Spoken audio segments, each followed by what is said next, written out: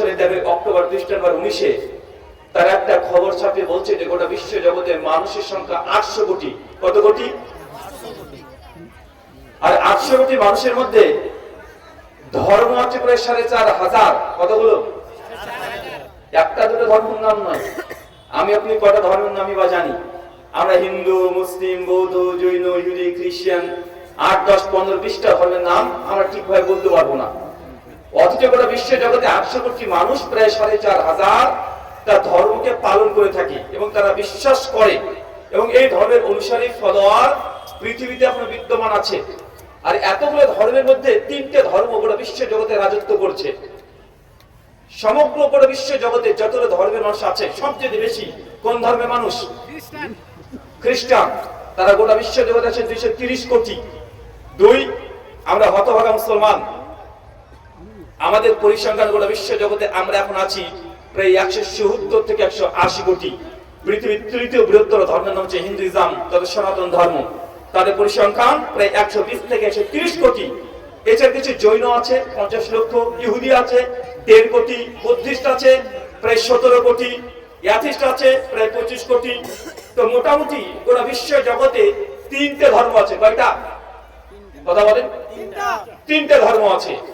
মানে ধর্ম তো অনেকগুলো, কিন্তু মেজর সবচেয়ে বড় 3টে ধর্ম 3টে জায়গাকে নিয়ে তার রাজত্ব করছে। খ্রিস্ট ধর্ম, এই রাজত্ব দেখবেন ভারতবর্ষে নেই, কারণ ভারতবর্ষে খ্রিস্টানরা কি সংখ্যালঘু, বাংলাদেশে সংখ্যালঘু, পাকিস্তান সংখ্যালঘু।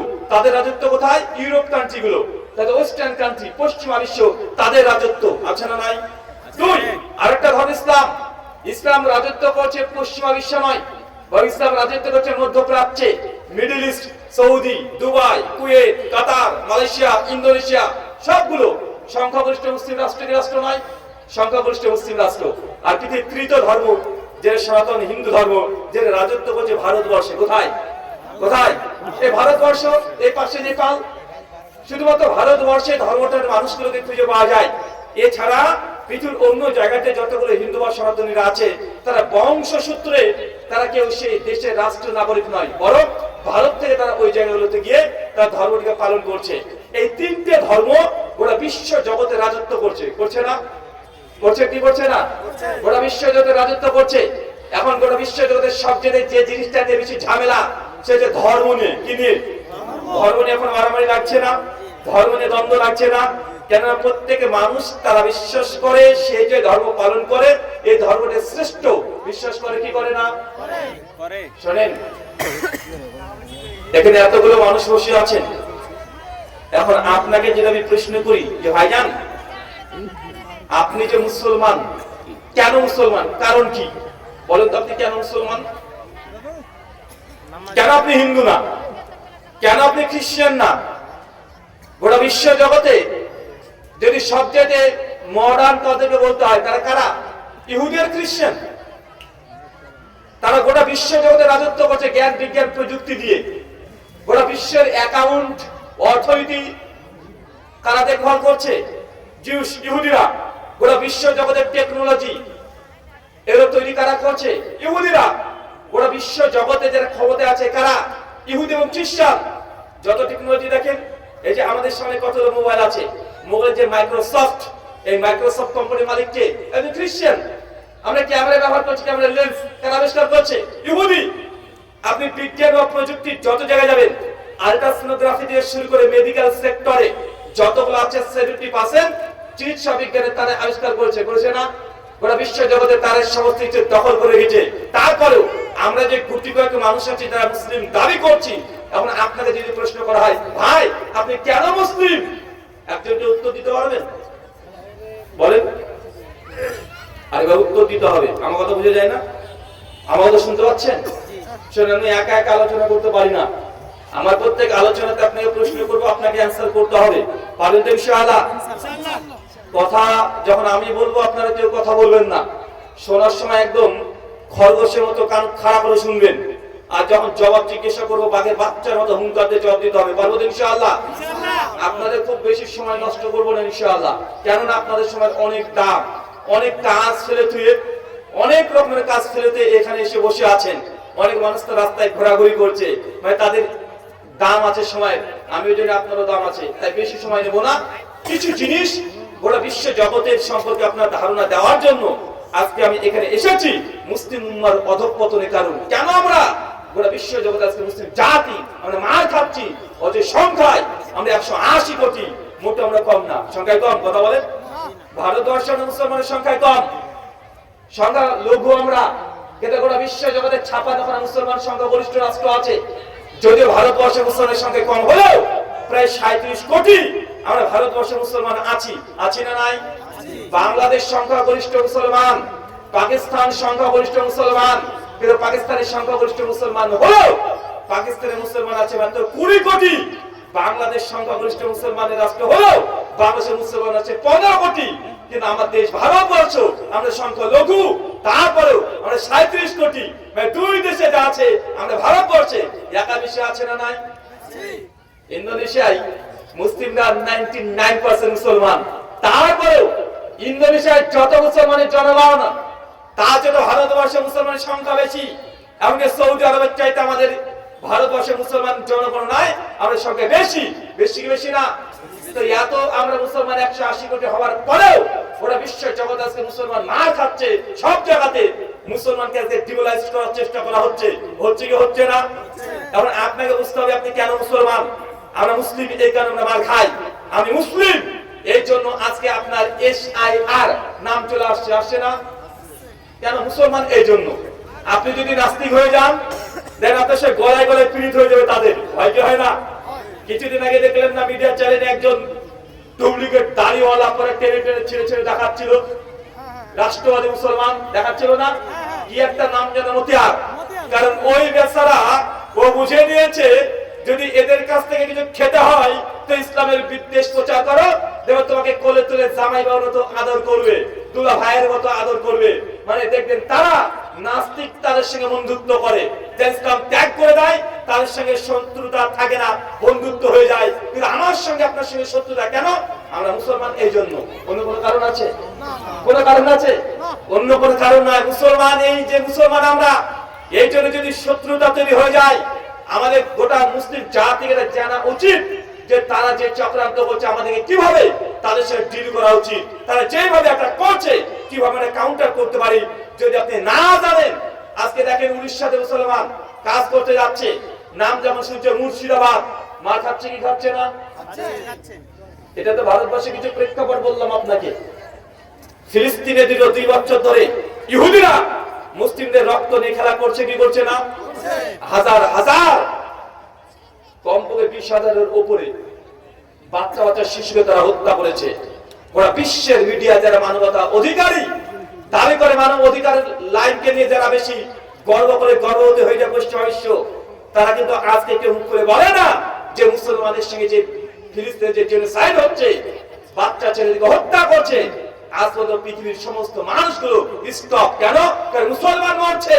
একটা গরুর দাম আছে, ছাগলের দাম আছে তাদের নিকটে, কিন্তু মুসলমানের রক্তের দাম নেই তাদের কাছে, যেটা আজকে বাস্তব দেখতে পাচ্ছেন কি পাচ্ছেন না? অথচ আল্লাহ সুবহানাহু ওয়া তাআলা আমাদেরকে জানিয়েছেন আমরা খায়রা উম্মাহ, আর আমাদেরকে সর্বশ্রেষ্ঠ জাতি আল্লাহ সুবহানাহু ওয়া তাআলা জানিয়ে দিয়েছেন। কিন্তু আজকে সর্বশ্রেষ্ঠ জাতির আজকে কি দুর্দশা, কোন অবস্থায় আমরা আছি যে সব জায়গায় আমরা খাই, যে ভারতবর্ষে আমরা বসবাস করছি। চিন্তা করে দেখেন এই দেশের ইতিহাস মুসলমান ভুলে যাওয়ার কারণে আজকে মুসলমান এই ভারতবর্ষের বুকে আজকে তারা অপদস্থ হচ্ছে। মুসলমান নিজের ইতিহাস ভুলে যাওয়ার কারণে মুসলমান আজকে অপমানিত হচ্ছে। কারণ যে জাতি ইতিহাস ভুলে যায় সে জাতি জিন্দেগিতে মাজা শাট করে বুক ফুলে রাস্তাতে চলতে পারে না। আপনাকে আমি কয়েকটা উদাহরণ দিই। আজকে আপনি SIR নিয়ে ভয় আছেন না? আছে না নাই? যেভাবে ভিডিও অফিসে কাগজপত্র নিয়ে আপনি দৌড়াদৌড়ি করছেন মনে হচ্ছে কিয়ামতের মাঠ, মানে কিয়ামতের মাঠের মতো ভয়ে কাঁপছেন আপনি থরথর করে। কখন NRC, কখন এই, কখন সেই, বারবার লাইনে দাঁড়াতে হচ্ছে না? হচ্ছে। মানে আপনি প্রমাণ করতে যাচ্ছেন কি যে আমি ভারতের নাগরিক, আরে এই দেশ আমার, এই দেশে আমি জন্মগ্রহণ করেছি, আমি 71-এ 77-এ 74-এ সব ডকুমেন্টসকে আপনি জোগাড় করে রেখে দিয়েছেন। কেন? এটা প্রুফ করতে চাচ্ছেন আপনি ভারতীয়, কিন্তু আপনি নিজে ইতিহাস ভুলে গেছেন ভাইজান।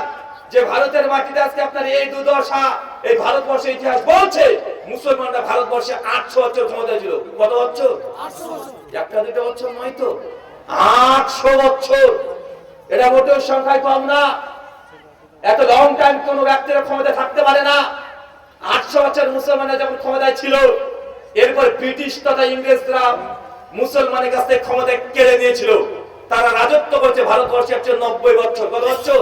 190 বছর।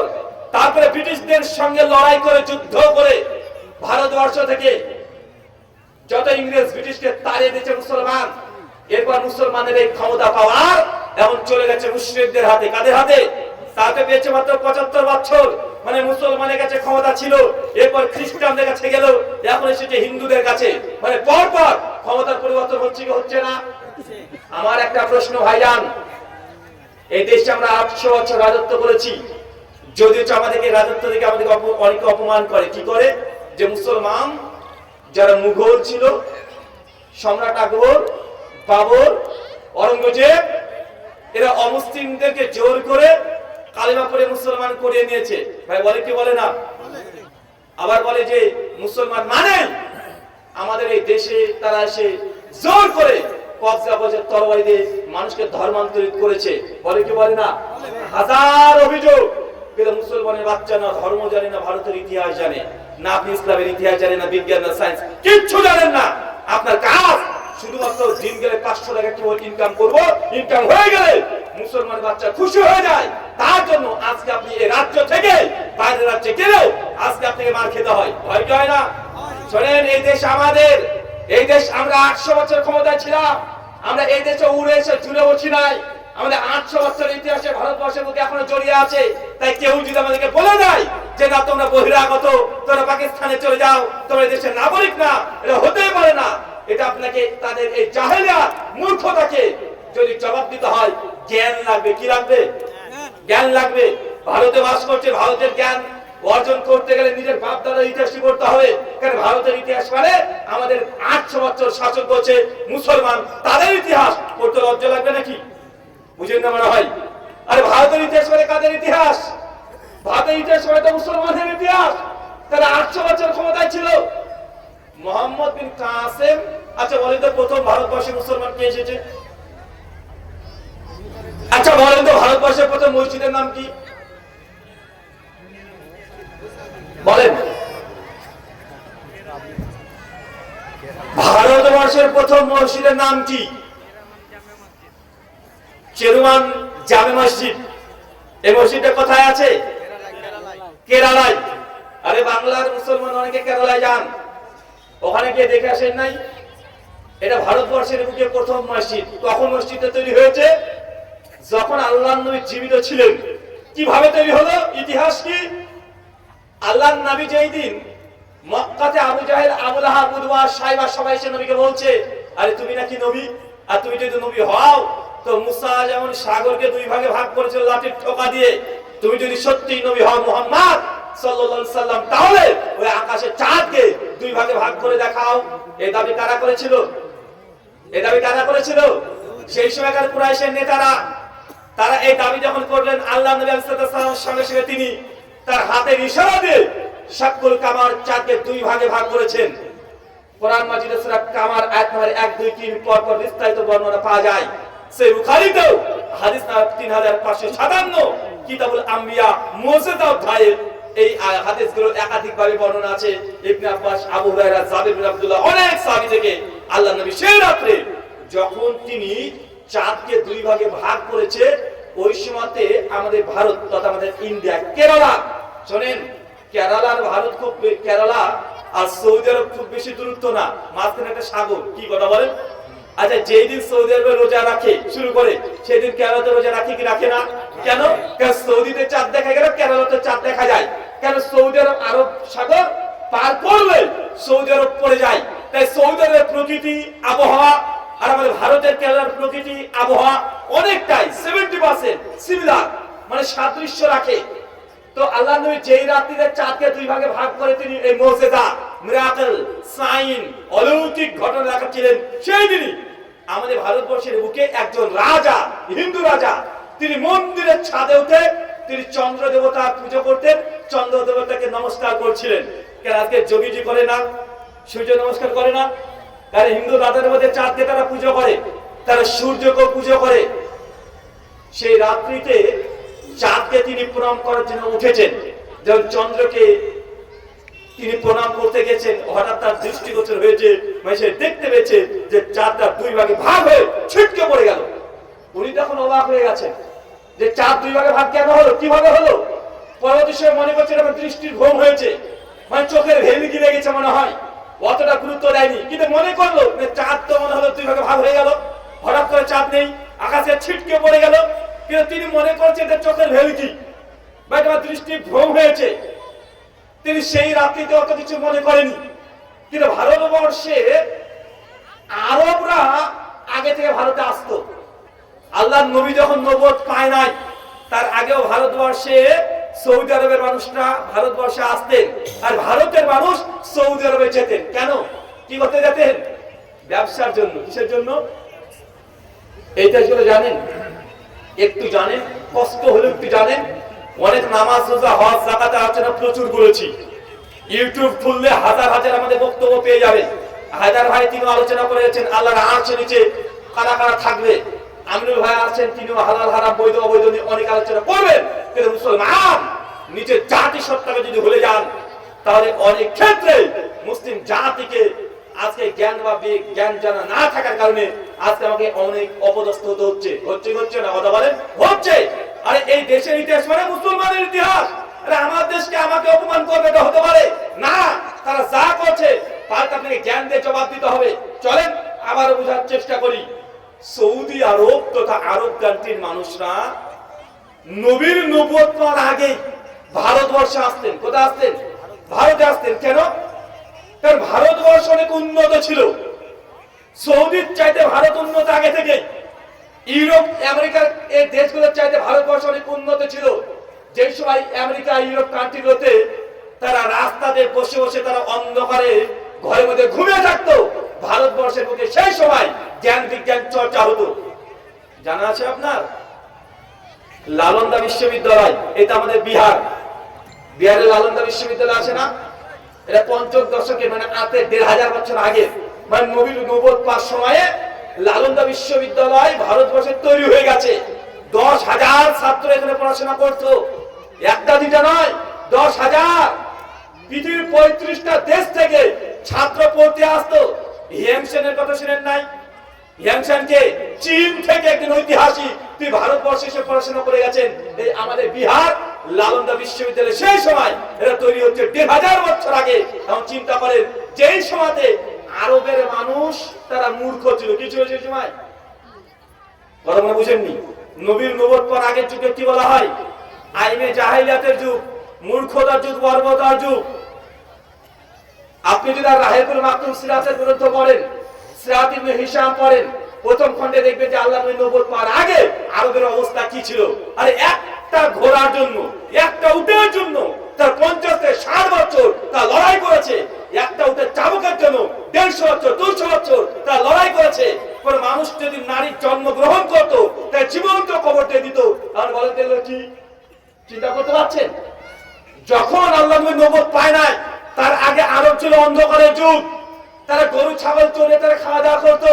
জ্ঞান বিজ্ঞান চর্চা তাদের মধ্যে কখনো ছিল না। তারা সবসময় তারা গোত্র নিয়ে, জাতি নিয়ে, বংশ নিয়ে একে অপরের সঙ্গে লড়াই করতো। তারা বিভিন্ন রকমের সামাজিক কুসংস্কারের মধ্যে নিমজ্জিত ছিল। অপরদিকে ভারতবর্ষের সেই সময় দেখেন তারা জ্ঞান বিজ্ঞান চর্চার জন্য লালন্দা বিশ্ববিদ্যালয়ের মতো প্রতিষ্ঠান তৈরি করে ফেলেছে। ১০,০০০ মানুষ পড়াশোনা করছে, কমপক্ষে ৯০,০০০ বই ছিল লালন্দা বিশ্ববিদ্যালয়ে। চিন্তা করতে পারছেন?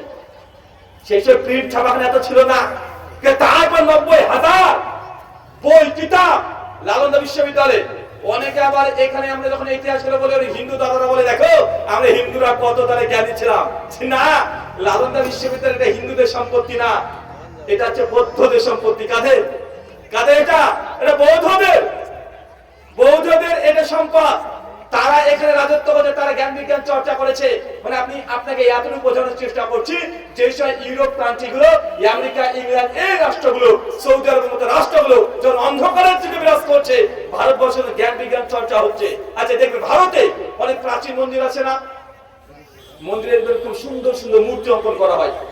সুন্দর সুন্দর মূর্তি, পাথরের মতো মূর্তি দেখতে পান কি পান না? আচ্ছা আমার প্রশ্ন এটা নয় যে মূর্তি পূজা করা জায়েজ কি না জায়েজ, আর এটা শিরক। কোনো সন্দেহ নেই। কিন্তু প্রশ্ন হচ্ছে এইটা যে আজ থেকে 1000 বছর আগে নিজে হাতে হাতে পাথর কেটে সুন্দর করে মূর্তি তৈরি করছে, বিষয়টা চিন্তা করেছেন আপনি?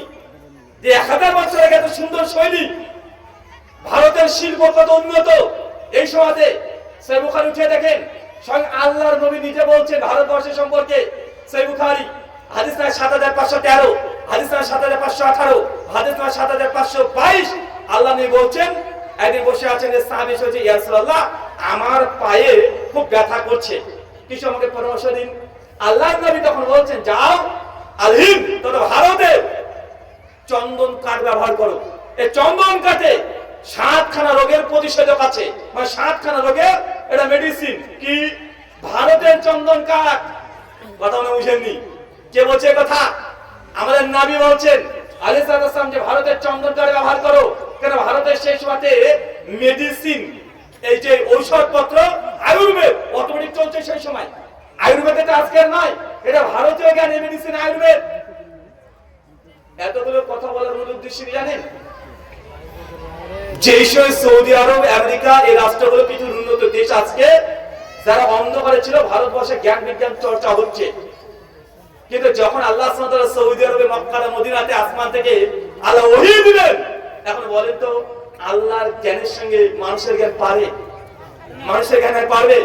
সৌদি আরব নবী নবুয়ত পাওয়ার আগে ছিল অন্ধকারের যুগ, কিন্তু আল্লাহ যখন আসমান থেকে ওহী দিতে শুরু করেছেন, কোরআন মাজিদ যখন দিতে শুরু করেছেন, সেই সময় রাতারাতি আরবরা জ্ঞান বিজ্ঞান চর্চা করতে করতে তারপরে বিশ্ব জগৎকে তার তাক লাগিয়ে দিয়েছে না?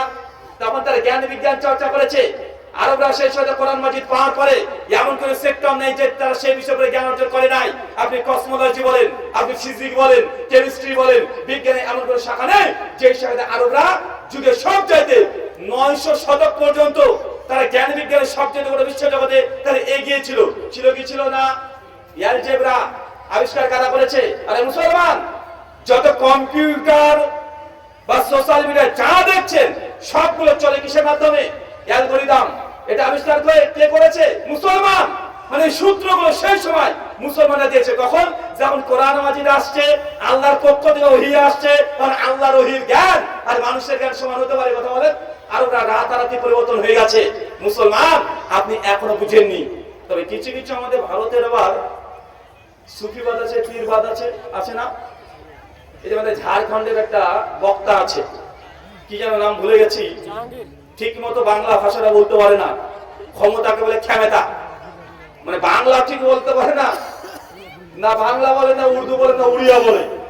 উনি বলছেন একদিন যে আহলে হাদিস, এই ওয়াহাবি তোরা পীর মানিস না, যদি ভারতে যদি পীর সাহেবরা না আসতেন তাহলে তোরা সব শিবলিঙ্গের পূজা করতি। বলে কি বলে না? কথা বলেন। কারণ ওরা দাবি করতে চায়, ওদের দাবি হচ্ছে এটা যে ভারতবর্ষে ইসলাম এসেছে পীরের মাধ্যমে। কার মাধ্যমে? পীরের মাধ্যমে। তাহা মিথ্যা কথা। ওই বেচারা বাংলাও জানে না, ও ভারতের ইতিহাসও জানে না। ভারতবর্ষে প্রথম যিনি ইসলাম নিয়ে এসেছেন একাডেমিক ভাবে ঘটা করে, তার নাম কি? মুহাম্মদ বিন কাসেম। 91 হিজরি, মানে সাহাবীদের জামানাতে 711 খ্রিস্টাব্দ। কত খ্রিস্টাব্দ? কোথায় এসেছিলেন প্রথম? অখণ্ড ভারত যখন ছিল, বর্তমান এখন পাকিস্তান, করাচি থেকে 50 কিলোমিটার দেওয়াল বন্দর, ওইখানে হাজ্জাজ বিন ইউসুফের সময়ে ভারতবর্ষের বুকে কি চলে এসেছে? ইসলাম চলে এসেছে। মুহাম্মদ বিন কাসেম সিং এখন পাকিস্তানে আছে, আছে না নাই? গত বছর ডক্টর জাকির নায়েক গিয়ে বক্তব্য দিয়েছে যে পাকিস্তানের সিন্ধে, ওই সিন্ধ অঞ্চলে প্রথম ইসলাম এসেছে 91 হিজরিতে। তারপর সুলতান মাহমুদ এসেছে 1000 খ্রিস্টাব্দ থেকে 1027 খ্রিস্টাব্দে 17 বার তিনি ভারতবর্ষে এসেছেন। এরপর দিল্লি সালতানাত ছিল 14 খ্রিস্টাব্দে, 1200 খ্রিস্টাব্দের দিক থেকে শুরু হয়ে যাচ্ছে। কুতুবউদ্দিন আইবক, মোহাম্মদ ঘুরি, সবাই তখন দিল্লি সালতানাত চলছে। আর আমাদের বাংলা, বাংলাদেশের রাজশাহী, চাঁপাইনবাবগঞ্জ, নওগাঁ, আমাদের মুর্শিদাবাদ, এই নদিয়া, এই অঞ্চলগুলোতে ইসলামকে বহুলভাবে প্রচার কে করেছে? ইখতিয়ারউদ্দিন মোহাম্মদ বখতিয়ার খিলজি 4 খ্রিস্টাব্দে। কত খ্রিস্টাব্দে? তো তোমার পীর কবে এসেছে? তোমার পীর তো সেদিন আসলো, তো তোমার পীর সেদিন এসেছে। ওই যে ভারতবর্ষে মুসলমানরা 800 বছর ক্ষমতা ছিল, সেই সময় ইসলাম চলে এসেছে। তাই এই দেশের ইতিহাস মুসলমানের ইতিহাস। কার ইতিহাস? এই ভারতের ইতিহাস কার ইতিহাস? মুসলমানের ইতিহাস। যত মুসলমানকে আজকে জঙ্গি জিহাদি বলে তারা উল্টোপাল্টা মন্তব্য করুক না কেন, যে সময় ব্রিটিশরা ইংরেজরা ভারতবর্ষের দখল করে কব্জা করে রেখে দিয়েছিল, সেই সময় মুসলমানরা যদি জিহাদ ফরজ এই ফতোয়া না দিত, আজকের দিনও ভারতবর্ষ স্বাধীন হতো না। মুসলমানদের ধর্মে জিহাদ ফরজ হয়েছে বলে, ছিল বলে ইংরেজদেরকে ব্রিটিশদেরকে ভারত থেকে মুসলমানরা তাড়াতে সক্ষম হয়েছে, তার জ্বলন্ত প্রমাণ দিল্লি গেট দেখেছেন না? এখন সোশ্যাল মিডিয়া আপনি গুগলে চলে যান, দিল্লি গেটে 1 লক্ষ শহীদ ভারতবর্ষে যারা যুদ্ধ করেছে ব্রিটিশের বিরুদ্ধে, তাদের নাম লেখা হয়েছে। তার মধ্যে 70% নাম সবগুলো মুসলমান। এখন বুঝতে পারেনি? আচ্ছা, আপনাকে একটা কথা বলে আপনি বুঝতে পারবেন। আচ্ছা বলেন তো, ইংরেজরা যে ভারতবর্ষ থেকে ক্ষমতা নিয়েছে কাদের কাছ থেকে? হিন্দুদের কাছ থেকে না মুসলমানের কাছ থেকে? মুসলমানের কাছ থেকে। আমরা 80 বছর ক্ষমতা চালালাম, ব্রিটিশ ইংরেজরা আসলো, আমাদের কাছে ক্ষমতা জোর করে কেড়ে নিয়ে চলে গেল। তো ক্ষমতা কার গিয়েছে? আমাদের গিয়েছে, মুসলমানের গিয়েছে। তো ব্রিটিশদের বিরুদ্ধে লড়াই যুদ্ধ কে করবে? তারা করবে, আমরা করবো। আরে আমার বাড়িতে যদি ডাকাত করে, আরে জীবন পরণ মরণ যুদ্ধ করবে কি আমি না আপনি? পাশের বাড়ির লোক কে করবে? আরে আমার বাড়ির থেকে যদি চুরি হয়, আমি জীবন দিয়ে লড়াই করবো। পাশের বাড়ির লোক এসে হুশাস করতে পারে। তো ক্ষমতা মুসলমানের ছিল। ব্রিটিশ বিরোধী আন্দোলনে মুসলমানরা যত রক্ত দিয়েছে, তারা সবাই মিলে অত রক্ত দেয় নাই। তারপরেও আজকে ভারতবর্ষের মুসলমানদের শুনতে হয় যে আমরা ভারতবর্ষের মুসলমানকে গাদ্দার বলে। কি বলে না? অপরাধ। অপরাধ কি আমাদের? ওই যে কিছু মিডিয়া চুটকা ফাটকা আছে, বলে মুসলমান, হ্যাঁ বল ভারত মাতা কি জয় বল। আর আপনি মুসলমান, আপনি না আমি বলবো না।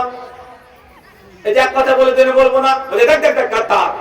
এরা ভারতকে ভালোবাসে না, দেশের প্রতি কোনো মহব্বত ভালোবাসা নাই। ভাই বলে কি বলে না? অপরাধ কি? ভারত মাতা কি জয়, এটা আমরা বলি না।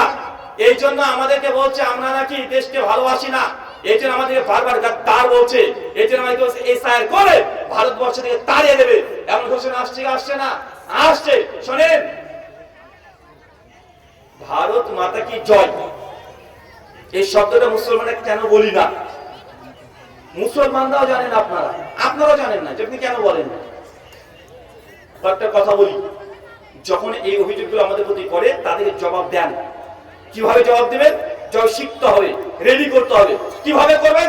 আপনার কয়েকটা পয়েন্ট বলি, শোনেন। ভারত মাতাকে জয় কেন বলবো প্রশ্ন করেন পাল্টা। আপনাকে উত্তর দিয়ে তারা বলবে, তুমি এই দেশের মাটিতে জন্মগ্রহণ করেছো, তো যে দেশে জন্মগ্রহণ করেছো সেই দেশ তো মায়ের সমতুল্য, মাতৃভূমি। দেশ তো মা। তাই তুমি ভারতে জন্মগ্রহণ করছো, তো তুমি ভারত মাতাকে জয় কেন বলবে না? উত্তর তারা তাই দেবে কি দেবে না? তার মানে আমরা সমাধান কি হলো? যে দেশে মানুষ জন্মগ্রহণ করবে সেই দেশকে মা বলতে হবে, তাই না? এটা তাই আমাদের শেখানোর চেষ্টা করছে, বলতে বাধ্য করছে। এখন পাল্টা আমাদের প্রশ্ন, হিন্দু সনাতনী দাদাদেরকে, যারা এই বলে মুসলমানকে বারবার তারা টর্চার করে। আচ্ছা, পাকিস্তানে হিন্দু দাদারা আছে না নাই? আছে না নাই? এখন 1.5 কোটি হিন্দু আছে পাকিস্তানে। আচ্ছা, যেই সব হিন্দু দাদারা পাকিস্তানে জন্মগ্রহণ করেছে, পাকিস্তান তাদের মাতৃভূমি কি ভূমি নয়? মাতৃভূমি কি ভূমি নয়? পাকিস্তান তো তাদের মাতৃভূমি। তাই পাকিস্তানে হিন্দুরা কেন নিজের দেশ তথা পাকিস্তানকে পাকিস্তান মাতা কি জয় একজন পাকিস্তানি হিন্দুরা কেন বলে না? বুঝেননি মনে হয়? যে দেশে জন্ম নিয়েছে মাতৃভূমির যদি মাতা হয়, পাকিস্তানের হিন্দুরা কেন আজ পর্যন্ত পাকিস্তানের মাতা কি জয় এই কথা কেন বলে না? জবাব চান। বাংলাদেশে হিন্দু আছে না নাই? বাংলাদেশে কমপক্ষে এখনো 1.5 কোটির উপরে হিন্দু আছে। প্রায় 1,80,00,000 হিন্দু পাওয়া যায়। বাংলাদেশে হিন্দু আমি এখন পর্যন্ত একজন তো দেখিনি যে তারা ডাইরেক্ট বলছে যে বাংলাদেশে আমি জন্মগ্রহণ করেছি, বাংলাদেশ মাতা কি জয়। বাংলাদেশের হিন্দুরাও বলে না। আমেরিকাতে হিন্দু আছে, আমেরিকার হিন্দুরা কোনো আমেরিকার মাতা কি জয় বলে না। দুবাই এখন হিন্দু কমপক্ষে 80 লাখ আছে, দুবাই কখনোই কোনো হিন্দুরা বলে না দুবাই মাতা কি জয়। ভাই বলে কথা বলেন, ব্যাপার কি? যে ভারতকে তারা মাতা বলে, ডাল মে কুছ কালা হ্যায়, কালা নেই হ্যায় বলকি পুরো ডাল হি কালা হ্যায়। ওরা বলতে চাইছে ভারত মাতা কি জয়। এই ভারতকে তারা মা বলে, এটা নির্দিষ্ট দেশকে বলে, পৃথিবীর অন্য কোন রাষ্ট্রকে তারা মা হিসাবে স্বীকার করবে না। কারণ আমেরিকাতে হিন্দুরা আছে না নাই? তাই আমেরিকাতে যে জন্মগ্রহণ করে কোন হিন্দু আমেরিকান হিন্দুকে বলেছে যে আমেরিকা মাতা কি জয়? জিন্দেগিতে দেখবে না। ভারতকে কেন বলে? কারণ এই ভারতবর্ষ তাদের পুণ্যভূমি। কি ভূমি? এটা অবতারের জায়গা। এখানে রাম জন্মগ্রহণ করেছে, শ্রীকৃষ্ণ জন্মগ্রহণ করেছে। এখানে বুদ্ধ জন্মগ্রহণ করেছে, হিন্দু দাদাদের যতগুলো অবতার ভারতবর্ষে জন্মগ্রহণ করেছে। শ্রীমদ ভগবদ গীতা অধ্যায় 4 শ্লোক 7 আর 8 এটির ব্যাখ্যা বলা যায়, বলদেব বিদ্যাভূষণ ব্যাখ্যা বলেছেন যতগুলো অবতার এই ভারতবর্ষে জন্ম করেছে, এই ভারতকে তারা মা এই জন্য বলে না যে জন্মভূমি এই জন্য, ভারতবর্ষে বিভিন্ন দেবতারা জন্ম করার কারণে এই দেশকে তারা মা বলছে। দেশকে ভালোবাসার কারণে না, এটা ধর্মের কারণে। কিসের কারণে? দেশে জন্মগ্রহণ করেছে এই জন্য না। আর দেশে জন্মগ্রহণ করলে যদি মা হতো তো বাংলাদেশি হিন্দু দাদারা বাংলাদেশ মাতা কি জয় বলতো। আর আমরা মুসলমান পৃথিবীর কোন দেশকে আমরা মা বলি না, কোন জড় পদার্থকে আমরা মা বলি না। যদি সত্যি কোন দেশকে আমরা মা বলতাম, মুসলমান প্রথম যে দেশকে মা বলতো সেটা মক্কা আর মদিনা। আমরা মুসলমানরা বলি মক্কা মাতা কি জয় বলেছি আমরা কখনো? মদিনা মাতা কি জয় বলেছি আমরা কখনো? সৌদি আরব মাতা কি জয় আমরা বলেছি কখনো? না। কারণ এইসব কুসংস্কার মুসলমান বিশ্বাস করে না যে আপনার জড় পদার্থকে আমরা মা বলে স্বীকৃতি দিয়ে দেবো। আমরা বিশ্বাস করি, আমরা তাওহীদে বিশ্বাস করি, আমরা আল্লাহর একত্ববাদে বিশ্বাস করি। কোন দেশকে, কোন রাষ্ট্রকে ভালোবাসার জন্য সেই দেশকে মা বলতে হবে। পৃথিবীর কোন শিক্ষিত মানুষ, শিক্ষিত সমাজ কেউ বিশ্বাস করে না। আজ এই আমেরিকাতে খ্রিস্টানদের নাম, খ্রিস্টানরা কি বলে? তাদের ধর্মকে রক্ষা করতে গিয়ে যে আমেরিকা মাতা কি জয়, খ্রিস্টানরা বলে না, মুসলমান বলে না, ইহুদি বলে না। শুধু ভারতের কিছু আমাদের সনাতনী দাদারা বলে, সব দেশকে বলে না, শুধু ভারতবর্ষকে বলে। কেন বলে? এই দেশকে ভালোবেসেছে তার জন্য বলে না, এই দেশের জন্ম গ্রহণ করে তার জন্য বলে না, দেশের রাষ্ট্রবাদী তার জন্য বলে না। তাদের ধর্ম বলছে দেশ হচ্ছে মা, এই ভারত ভূমি হচ্ছে মা, তার জন্য তারা বলে। গরুকে তারা মা বলে, বলে কি বলে না? কেন? ভারতবাসী হিসাবে না, ধর্মগ্রন্থ বলছে এই জন্য। কারণ ঋগ্বেদ বলছে 5টা জিনিস মা। 1 গরু, 2 তোমার জন্ম দিয়েছে সে হচ্ছে মা, 3 এই ভারত ভূমি এটা মা। তো তারা মা বলছে ভারতকে কেন? রাষ্ট্রকে ভালোবেসে, দেশকে ভালোবেসে, দেশত্ববোধক ভাবে না, ধর্ম পালন করে এই জন্য। গরুকে মা বলছে কেন? ভারতে বাস করে এই জন্য না, তাদের শাস্ত্র আছে এই জন্য। তো ভাই তোমরা সনাতনী হিন্দু দাদা, তোমরা তোমাদের ধর্ম পালন করো, জোর করে আমাকে তোমার ধর্ম পালন করতে বাধ্য করছে কেন? কেন করছো? আর মুসলমানকে বলছে এরা জোর করে নাকি অমুসলিমকে মুসলমান মানিয়ে নিয়েছে। বেচারা নিজেরাই যে আমাদেরকে প্রভাবিত করছে, জোর করে বলছে ভারত মাতাকে জয় বলতে হবে। অথচ এর সম্পূর্ণ ধর্মের সঙ্গে রিলেটেড। যদি বিশ্বাস না করেন, এখন তো টেকনোলজির যুগ, এখন মোবাইল আছে, ল্যাপটপ আছে, আপনি শুধুমাত্র গুগলে চলে যান, লিখেন ভারত মাতা টেম্পল। কি লিখবেন? ভারত মাতা টেম্পল। উত্তর প্রদেশের যোগী রাজ্যে ভারত মাতা একটা দেবী। ভারত মাতা কি?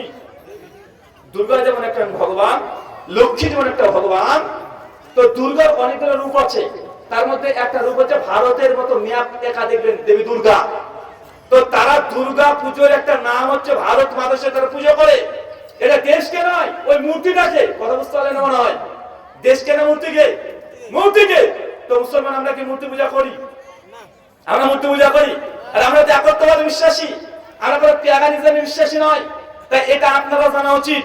যখন আপনাকে বলে দেশে তুই বাস করিস, তুই কেন ভারত মাতাকে জয় বলবি না? তাকে পাল্টা বলেন যে ভাইজান, তোমার পাকিস্তানে যেসব হিন্দুরা আছে, বাংলাদেশে যেসব হিন্দুরা আছে, তাদেরকে বলতে বলো পাকিস্তানের মাতা কি জয়, বাংলাদেশ মাতা কি জয়। তারা যদি বলে কোনোদিন যে আমরা মুসলমান কথা দিচ্ছি, আমরা আমাদের দেশকে মা বলে স্বীকার করব, তুই ওকে বলে দেখা, বলবে কথা বলেন? কিন্তু এগুলো নিয়ে আমরা তদন্ত গবেষণা কিছুই করি না। কিছুদিন ধরে একটা কথা নিউজ চলছে যে মুসলমানরা যদি সংখ্যা গরিষ্ঠ হয়ে যায়, 50 জন মুসলমান যদি থাকে, ওর মধ্যে 5 জন কোন অমুসলমান, ডাইরেক্ট তার নাম ধরে বলছে হিন্দু সেখানে টিকতে পারে না। বলছে কি বলছে না? বলছে কি বলছে না? যে মুসলমানরা যদি সংখ্যায় বেশি হয়ে যায়, ওই জায়গাতে অমুসলমানরা থাকতে পারে না। কেন? মুসলমানরা অমুসলিমদেরকে মেরে তাড়িয়ে যায়। বলছে কি বলছে না? যে উদাহরণ সঙ্গে সঙ্গে দুইটা। 1 দেখো পাকিস্তান, ওখানে এতগুলো হিন্দু ছিল, 30% হিন্দু ছিল, আজকে মাত্র 5% হিন্দু হয়ে গেছে। কেন? মুসলমান রাষ্ট্রে হিন্দুরা থাকতে পারে না, তাদেরকে মেরে বের করে দেয়, হত্যা করে। দেখো বাংলাদেশ দেশ ভাগের সময় কত ছিল? 22% হিন্দু ছিল, আজকে বাংলাদেশে 8% হিন্দু হয়েছে। কেন? মুসলমানরা জোর করে মেরে তাদেরকে বাংলাদেশ থেকে তাড়িয়ে দিচ্ছে। প্রচার করা হচ্ছে কি হচ্ছে না? করছে না? বিশ্লেষণ করতে হবে। তারা বলে দিল, একটা ন্যারেটিভ প্রচার করে দিল, আর আপনি সেটা যে জবাব না দেন। নেপোলিয়ন বলেছেন একজন মানুষ যদি প্রত্যেকদিন একটা মিথ্যা কথাকে প্রতিদিন করে উঁচিয়ে বলে, তাহলে একদিন এই মিথ্যা কথাটাই মানুষের সামনে সত্য হিসেবে প্রমাণিত হয়ে যায়। প্রতিদিন বলছে কথা যে মুসলমান রাষ্ট্রে অমুসলিমরা নিরাপদে থাকে না। উদাহরণ পাকিস্তান, বাংলাদেশ, এইসব লোককে পাল্টা প্রশ্ন করে বলেন ভাইজান, গোটা বিশ্ব জগতে মুসলমান মাত্র দুটো রাষ্ট্র না, মুসলমানের 56+ রাষ্ট্র আছে, আছে না নাই? আছে না নাই? তো ঘুরে ঘুরে বাংলাদেশের পাকিস্তানের উদাহরণ কেন দেওয়া হয়?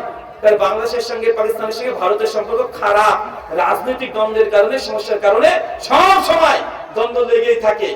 যদি মুসলিম সংখ্যাগরিষ্ঠদের কাছে যদি অমুসলিমরা নিরাপদ থাকে না, কিছু কিছু আবার, আমি কোন রাজনৈতিক বক্তা না, কোন রাজনীতিও করি না, সবাই জানেন আমার কাজ হচ্ছে আমার উম্মাহ কনসেপ্ট। মুসলিম উম্মাহকে যদি কেউ অভিযোগ করে, ইসলামের বিরুদ্ধে অভিযোগ করে, তাদের অভিযোগগুলোকে পর্যালোচনা করা আর আপনাদেরকে তৈরি করে দেওয়া যে তাদেরকে আপনি জবাব দিতে পারেন। কিছুদিন থেকে বলছে না, আগে পশ্চিম বাংলাতে যদি মুসলমানের সংখ্যা বেড়ে যায় তাহলে তোমাদের হিন্দুদেরকে মেরে বের করে দিবে, প্রচার করছে না? খুব বলছে না? এবং বলছে মুসলমান সংখ্যা যেখানে বেশি হয়ে যায় অমুসলিমরা টিকতে পারে না, হিন্দু খাত্রে মেহে। আমি ভাবি ওইদিকে মালদাতে মোদিজি এসেছিল,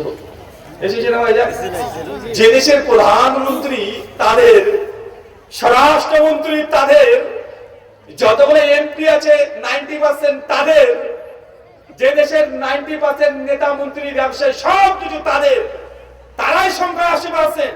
আর আমরা তাদের গণনা যে 14 থেকে 17%, তা 80% মানুষ 14% মানুষের কাছে খাত্রে মেহে। চিন্তা করা যায় কত বড় কাপুরুষের দাবিগুলো করে, মানে নিজেকে যে কাপুরুষ বলছে, তাদের এই দাবিতে যে তার নপুংসক হিজড়া, এটা প্রমাণ হচ্ছে না? আরে আমরা তো 14%, আর 14% কাছে যদি 80% তোমরা যে খাত্রে মেয়ে থাকো, অত প্রধানমন্ত্রী তোমার, স্বরাষ্ট্রমন্ত্রী তোমার, মুখ্যমন্ত্রী সবগুলো তোমার, মুসলমান কয়টা আছে?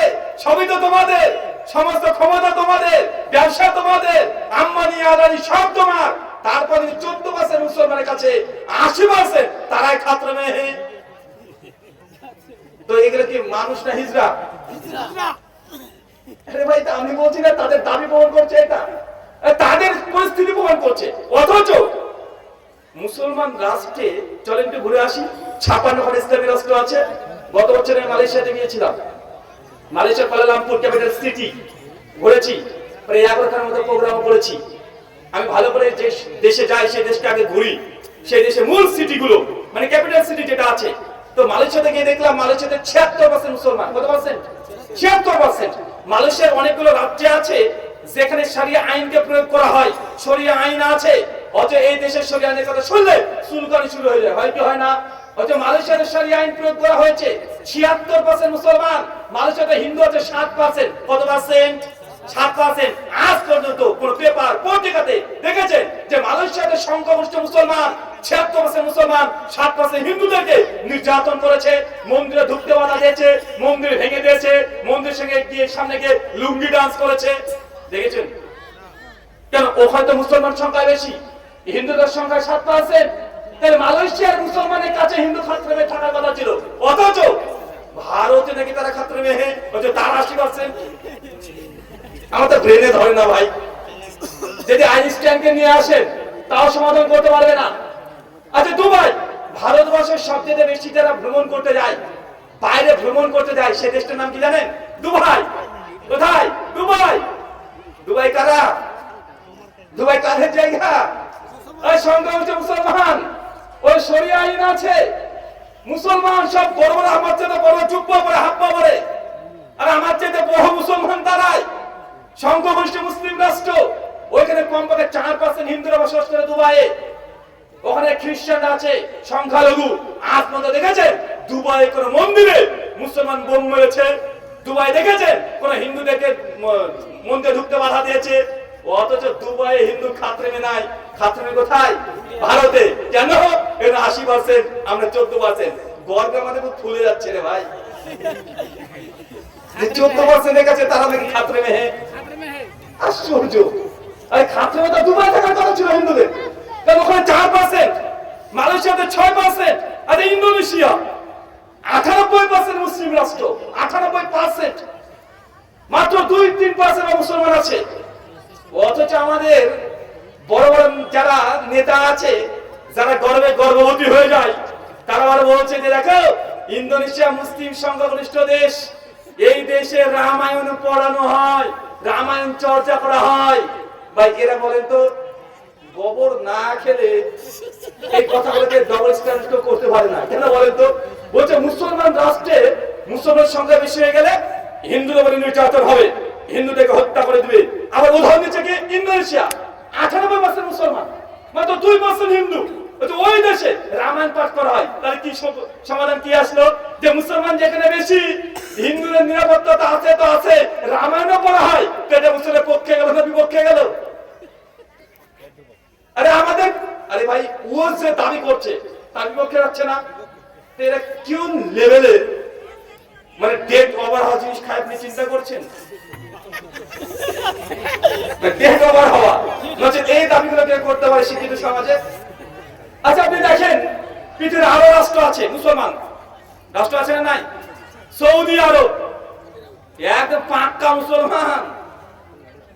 ওই মিডল ইস্টে তো ইসলাম ধর্মের সম্প্রচার হয়েছে না, আল্লাহ নবীর কোরআন ওখানে এসেছে, ওখান থেকে প্রচার হয়েছে। তো সেই সব রাষ্ট্রে আসলে যখন অমুসলিম হিন্দু দাদারা যায় ভারত, এই সৌদি দুবাই কুয়েত দাদারা যায় কি করতে, কি করতে যায়? ইন্ডিয়া থেকে কি করতে যায়? লেবারি খাটতে অনেকে যায়, যায় না?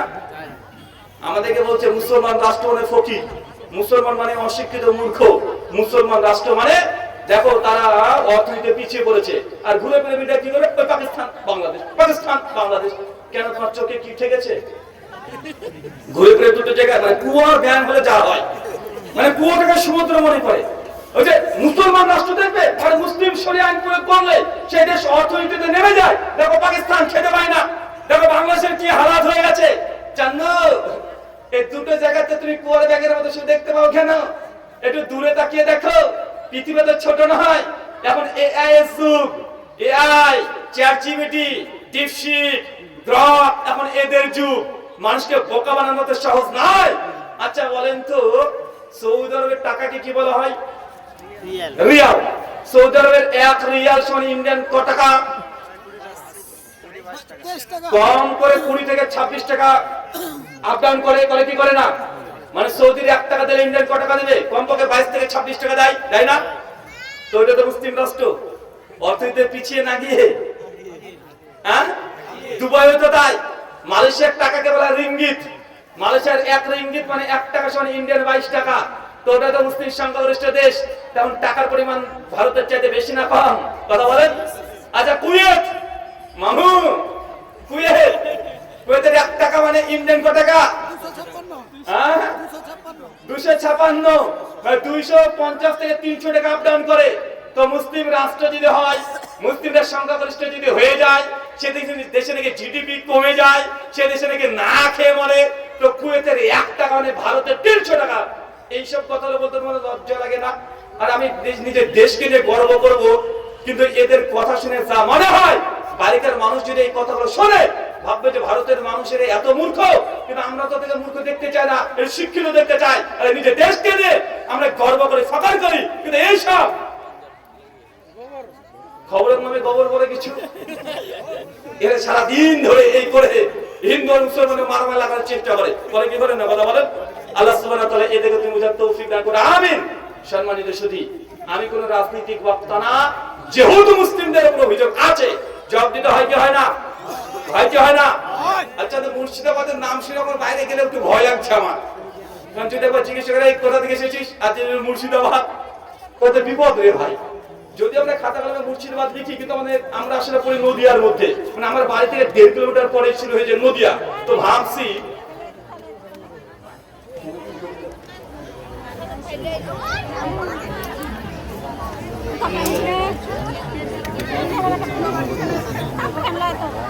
ঠিক আছে, ঠিক আছে, ঠিক আছে,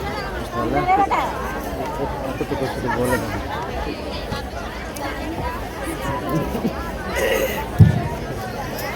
ধন্যবাদ।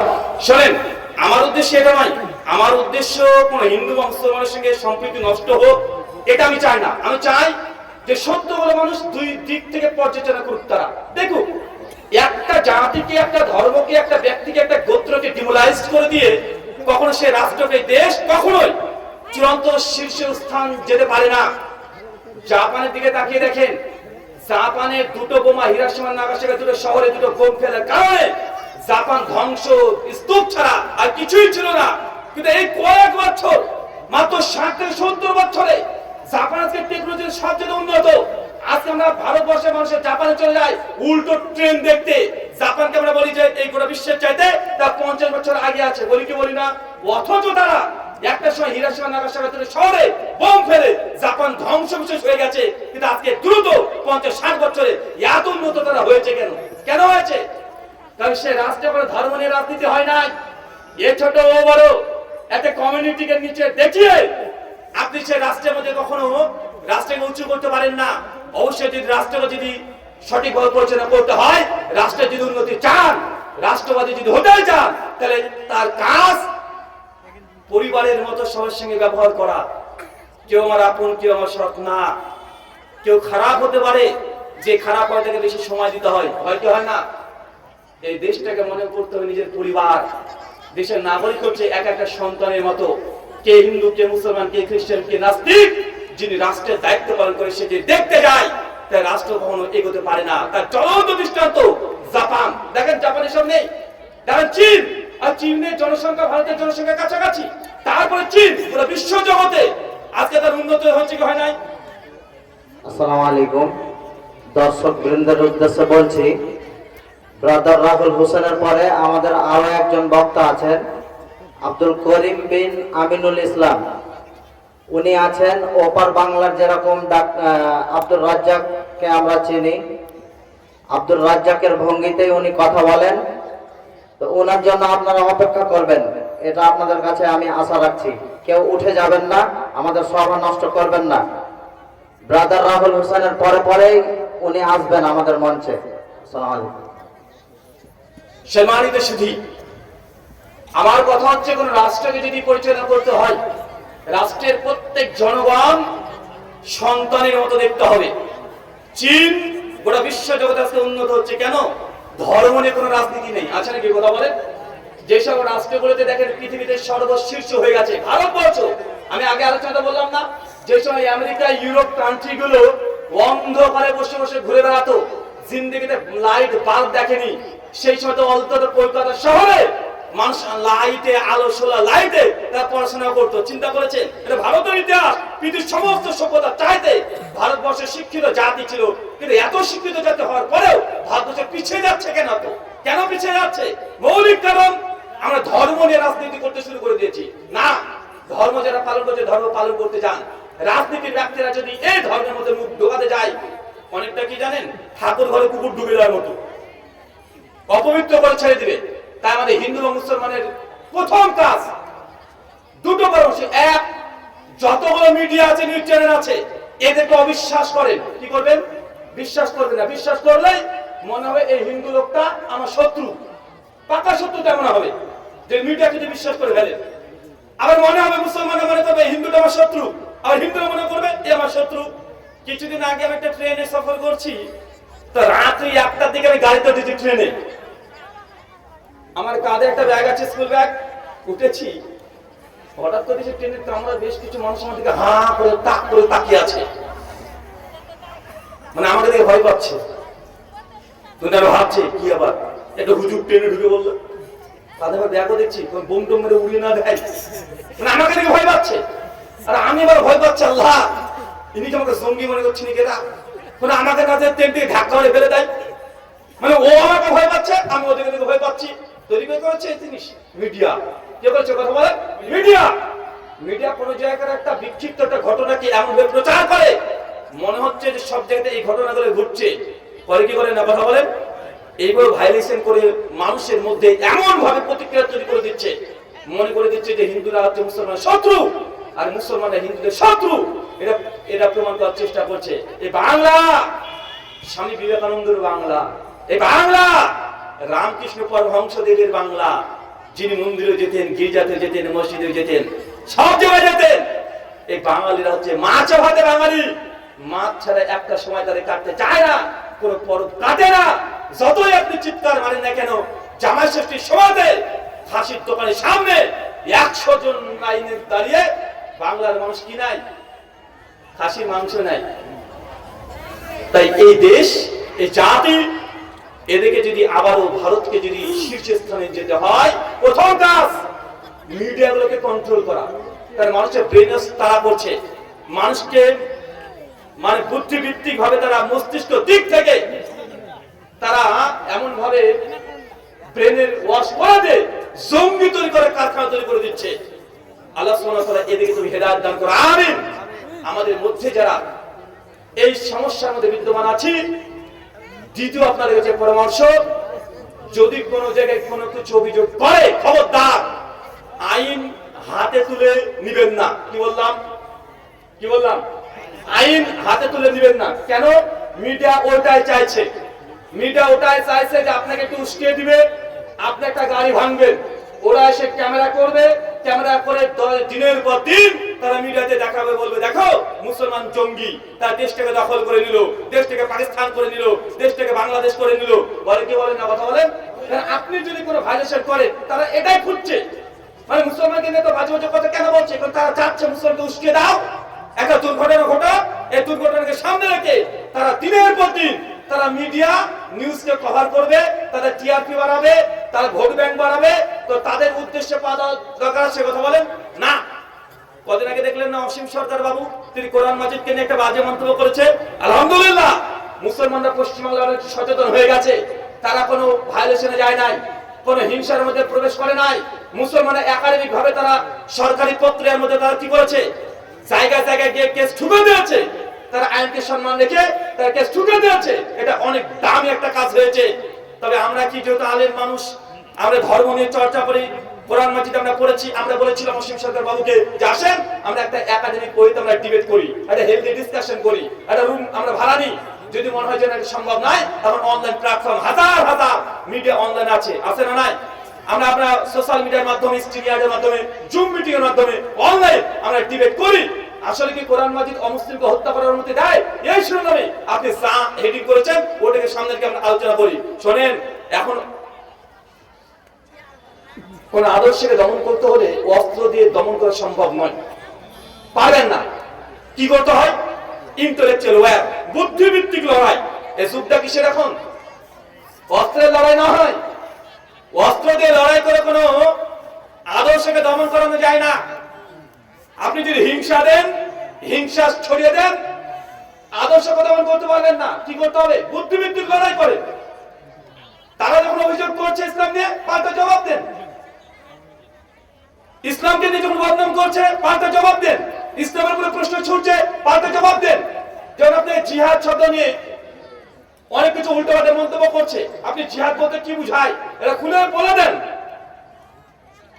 কারণ আমরা মুসলমানরাই আমরা এই ফিল্ডে তেমন কাজ করিনি। যেন কাফের, আরে সোশ্যাল মিডিয়া খোলার জন্য আগে হচ্ছে দেখো কোরআন মাজিদে আমাদেরকে কাফের বলা হয়েছে। আচ্ছা, কাফের মানে কি? কাফের মানে তারা মনে করে কাফের মানে শত্রু। আরে ভাই, কাফের মানে পৃথিবীর কোন ডিকশনারিতে শত্রু পাবেন না। এখন আপনাকে কত চ্যাট জিপিটি করেন যে কাফের লিখেন বাংলাতে, লিখেন এর অনুবাদ কি, দেখেন ডাইরেক্ট দেবে কাফের মানে আনবিলিভার, অবিশ্বাসী। আর মুসলমান অমুসলিমকে কাফের বলি কেন বলি? কারণ তারা ইসলামে বিশ্বাস করে না। আচ্ছা, মুমিন মানে বিশ্বাসী, কাফের মানে কি? অবিশ্বাসী, অপোজিট। তো আমরা তাদেরকে কাফের বলছি, এটা কোনো খারাপ শব্দ নয়। যারা হিন্দু ধর্মে যারা বিশ্বাসী তারা বিশ্বাসী, আর যারা হিন্দু ধর্মে বিশ্বাস করে তারা অবিশ্বাসী। বলে কি বলে না? তা আমরা যদি আরবি শব্দ ব্যবহার করি, আমরা বলি আরবিতে মুমিন মানে মুসলমান, মুমিন বিশ্বাসী যারা, কাফের বলি যারা অবিশ্বাসী, আনবিলিভারকে। তো আনবিলিভার শব্দ কি খারাপ? কথা বলেন। আরে আপনি ইসলামে বিশ্বাস করেন সেটা বলছি, কিন্তু এটা তো তাদের আপত্তি হয়ে যাচ্ছে। কিন্তু আমাদের বোঝানো উচিত, ভাইজান কাফের শব্দ কোনো হিংসামূলক শব্দ না। কাফের মানে যারা ইসলামে বিশ্বাস করে না, অবিশ্বাসী, ইসলামকে বিশ্বাস করে না, ফেত নেই, ঈমান নেই, তার জন্য আপনাকে বলছি কাফের। এটা কোনো খারাপ শব্দ না। আর একই কথা গীতার মধ্যেও আছে, শ্রীমদ্ ভাগবত গীতা অধ্যায় নম্বর 7 শ্লোক নম্বর 14 আর 15-তে শ্রীকৃষ্ণজি অর্জুনকে লক্ষ্য করে তিনি বলছেন, কি বলছেন? দেবী হিয়েসা গুণাময়ী মায়া মায়া দুরাতয়াহ মামেব প্রপদ্যন্তে মায়ামতং তরান্তিতে নমাং দুষ্কৃতিনং মূঢ়াঃ প্রপদ্যন্তে নরাধমাঃ মায়া প্রহুতজ্ঞানাঃ অসুরং ভাবস্মৃতাঃ। শ্রীমদ্ ভগবদ গীতা অধ্যায় 7 শ্লোক 14 এবং 15 বের করে আপনি এখনই দেখে নিতে পারেন, গুগল করে দেখে নিতে পারেন। শ্রীকৃষ্ণ যিনি বলছেন, আমি এই গোটা বিশ্ব জগতের মানুষকে তিনটে গুণে সৃষ্টি করেছি, এক সতগুণ, রজগুণ, তমগুণ, আর তার তিন গুণে গুণান্বিত হয়ে যারা পৃথিবীর মোহে আচ্ছন্ন হয়ে যায়, এইসব ব্যক্তিরাই নবম দুষ্কৃতিনং মূঢ়াঃ, যারা আমাকে ছেড়ে দিয়ে, যারা আমি শ্রীকৃষ্ণকে ভগবান হিসেবে বিশ্বাস করে না, নবম দুষ্কৃতিনং মূঢ়াঃ, এটা হচ্ছে দুষ্কৃতি। আচ্ছা গীতা কি বললো তাহলে আমাদেরকে? যারা শ্রীকৃষ্ণকে ভগবান বিশ্বাস করে না, যারা শ্রীকৃষ্ণকে ঈশ্বর বিশ্বাস করে না, পরমাত্মা পরমেশ্বর বিশ্বাস করে না, গীতা বলছে পরিষ্কার হয়ে তারা হচ্ছে নবম দুষ্কৃতি, এটা দুষ্কৃতি। তা আমি তো মুসলমান, আমরা কৃষ্ণকে আমরা কি পরমেশ্বর বিশ্বাস করি না? তো আমাকে কি করতে হবে তাহলে? কি বলা হচ্ছে না যে আমি হচ্ছে দুষ্কৃতি? নবম দুষ্কৃতিনং মূঢ়াঃ, এটা হচ্ছে মূর্খ। কে মূর্খ? যে কৃষ্ণকে ঈশ্বর বিশ্বাস করে না। তো আমরা মুসলমান তো কৃষ্ণকে ঈশ্বর বিশ্বাস করি না, তো গীতা অনুযায়ী আমি তো আমাকে মূর্খ বলা হচ্ছে। শুধু এতটা না, নরাধমাঃ, কৃষ্ণজি তিনি বলছেন তারা হচ্ছে মানুষের মধ্যে সবচেয়ে নিকৃষ্ট। তার মানে যিনি কৃষ্ণকে বিশ্বাস করে না সে হচ্ছে মূর্খ, সে নরধামা, মানুষের মধ্যে নিকৃষ্ট, সে হচ্ছে দুরাচারী। তবে আমরা কি বিশ্বাস করি কথা বলেন? তাই গালিগালাজ করে আমাকে কে দিল তাহলে? এখন যদি আমি এটাও নিয়ে অভিযোগ করে বলি, দেখো গীতা মুসলমানকে অপমান করেছে, ভাই দাবি করে কি যৌক্তিক হবে? অযৌক্তিক। আর শ্রীকৃষ্ণ যে তিনি বলেছেন সেই কনসেপ্টে যে আমাকে ঈশ্বর বিশ্বাস করবে না, তারা হচ্ছে মানুষের মধ্যে নিকৃষ্ট, মূর্খ, দুষ্কৃতি। আর কোরআন মাজিদ একই কথা বলছে যে আল্লাহকে বিশ্বাস করে সে কাফের। কাফের মানে কি? অবিশ্বাসী। তো শ্রীকৃষ্ণ যদি কথা বলছে কোরআন মাজিদ সে একই কথাই আছে। পৃথিবীর সব ধর্মে আছে, খ্রিস্টান ধর্মেও আছে, যে জিজাসকে বিশ্বাস করে তাকে বিলিভার বলা হয়, আর যারা খ্রিস্টান ধর্মে বিশ্বাস না তাকে নন বিলিভার বলা হয়। এটা খারাপ কিছু নয়। সনাতন ধর্মে আছে মুসলমানকে জবন বলা হয়। কি বলা হয়? জবন বলা হয়। মুসলমানকে ম্লেচ্ছ বলা হয়। কেন বলা হয় কথাগুলো? কেন বলা হয়? ইসলামকে টার্গেট, যে মুসলমান অবস্থিত কাফের বলে। কাফের কিসको कहती है? কাফের कौन है? আরে কাফের আনবিলিভার, যে ইসলামে বিশ্বাস করে সে কাফের। কাফেরকে দেখলে হত্যা করতে হবে, কোরআন মাজিদে ডাইরেক্ট কোন এমন ধরনের আয়াত নাই। মুসলমানকে আমরা সতর্ক করি যে এই ধরনের কোন আয়াত নাই যে কাফের দেখলে হত্যা করতে হবে। কখনোই একটা আয়াত আপনি সিঙ্গেল আয়াত দেখাতে পারবেন না।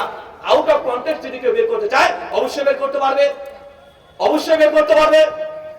কোরআন মাজিদে যেই আয়াতগুলো যুদ্ধের কথা যখন আছে তার আগেই দেখবেন, যেটা নির্দিষ্ট সময়ের জন্য নবী যুদ্ধ করছেন, সেই সময়কে সামনে রেখে নবীকে আল্লাহ আদেশ করছেন। ১৫০০ বছর আগের কথা আপনি আজকে যদি তুলে দিয়ে যদি এখন এই কথা বলেন তো এটা কেমন দেখায় না? এখন তো আমি গীতার মধ্যে কিরকম হাজার হাজার শ্লোক দেখানো যেতে পারে। গীতার ৭০০ শ্লোক আছে, দ্বিতীয় অধ্যায় গোটাটাই শ্রীকৃষ্ণজি তিনি অর্জুনজিকে বারবার বলছে যুদ্ধ করো, যুদ্ধ করো, যুদ্ধ করো। মানে আমি যদি টুক করে এই অংশটুকু নিয়ে নিই, গীতার দ্বিতীয় অধ্যায় ৩২ শ্লোক, শ্রীকৃষ্ণজি ডাইরেক্ট বলছে, হে অর্জুন তুমি এতটা কাপুরুষ কিভাবে হলে? তুমি যুদ্ধ থেকে পিছু পা চলে আসছো। আরে ক্ষত্রিয় ধর্ম যুদ্ধ করা, আর আমি শুধু যদি এই ৩২ শ্লোকটাকে নিয়ে নিই, গীতার আগে যে সব বাদ দিয়ে দিলাম, তাহলে কি আসছে? কথা কি দাঁড়াচ্ছে? যে যুদ্ধ করা হচ্ছে ধর্ম। আসছে না? যে যুদ্ধ করেন সে হচ্ছে কাপুরুষ। তো গীতাতে যদি আমি শুধু এই একটা শ্লোক নিয়ে নিই আর আমি অপপ্রচার করতে শুরু করে দিই, দেখো গীতা বলছে যে শ্রীকৃষ্ণকে বিশ্বাস করে না তার সঙ্গে যুদ্ধ করো। যুদ্ধ করা হচ্ছে ধর্ম, যুদ্ধ না করা হচ্ছে অধর্ম। যে যুদ্ধ করে সে কাপুরুষ। গীতা ৩ শ্লোক শ্রীকৃষ্ণজি পরিষ্কার সাংখ্যযোগ বলে দিয়েছে। এখন আমি আউট অফ কনটেক্সট যদি এই একটা শ্লোক নিয়ে যদি সমালোচনা করতে বসে যাই, বা বলুন তো এটা কি যৌক্তিক হলো? এটাকে আমি ন্যায় করলাম? তো যারা ইসলামকে নিয়ে এই বাজে বাজে শব্দ বলছে, কোরআনে একদম নাই তা না, আছে কিন্তু আউট অফ কনটেক্সট। তারা আগেকার ৪টে আয়াত বাদ দিচ্ছে, পরের ৫টা আয়াত বাদ দিচ্ছে। আয়াতের মধ্যে থেকে টুক করে একটা আয়াতকে নিয়ে বেছে নিয়ে বলছে এইটা বলে কোরআনে এই কথা আছে। তো ভাই কোরআন মাজিদে যদি সত্যি এতগুলো কথা লেখা থাকতো, তো পৃথিবীতে ১৮০ কোটি মুসলমান যারা আছে সবাইকে মূর্খ মনে করছেন নাকি? এমন বলতো না তরবারি দিয়ে প্রচার হয়েছে না। ১৯৭৫ সালে পিউ রিসার্চ সেন্টার তারা জনগণনা করেছিল গোটা বিশ্বে মুসলমান কত। ১৯৭৫ সালে পিউ রিসার্চ সেন্টার তারা দাবি করে বলছে ১৯৭৫ সালে মুসলমানের জনসংখ্যা ছিল মাত্র ৮০ কোটি। কত কোটি? 80 কোটি। এই মাত্র 50 বছরে মুসলমানের সংখ্যা 100 কোটি বেড়েছে। কত কোটি? 100 কোটি। পিউ রিসার্চ সেন্টার বলছে 100 কোটি 50 বছরে। আচ্ছা, মুসলমান এই 50 বছর মানে 1975 থেকে 2025 এই 50 বছরে মুসলমান কোথায় তরবারি নিয়ে যুদ্ধ করেছে? এই 50 বছর মুসলমান মার খাচ্ছে, সমস্ত দেশে মুসলমান মার খাচ্ছে, নির্যাতিত। তো এই 50 বছরে 100 কোটি মুসলমান বাড়লো কিভাবে? কিভাবে বাড়লো? ওই তরবারি তো যায়নি কোনো জায়গাতে।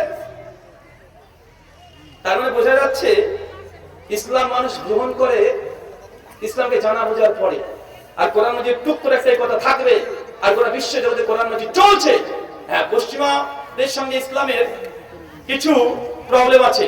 পশ্চিমা আইডিওলজি আর ইসলামিক আইডিওলজির মধ্যে পার্থক্য আছে। এই জন্য যারা পশ্চিমা কৃষ্টি কালচারে বিশ্বাসী, মডার্নিজমে বিশ্বাসী, পশ্চিমাদের সঙ্গে আমাদের আসসালামু আলাইকুম। আমার দিকে তাকিয়ে শীতের রাত, শুকরান, জাযাকাল্লাহু খাইরান। আসসালামু আলাইকুম।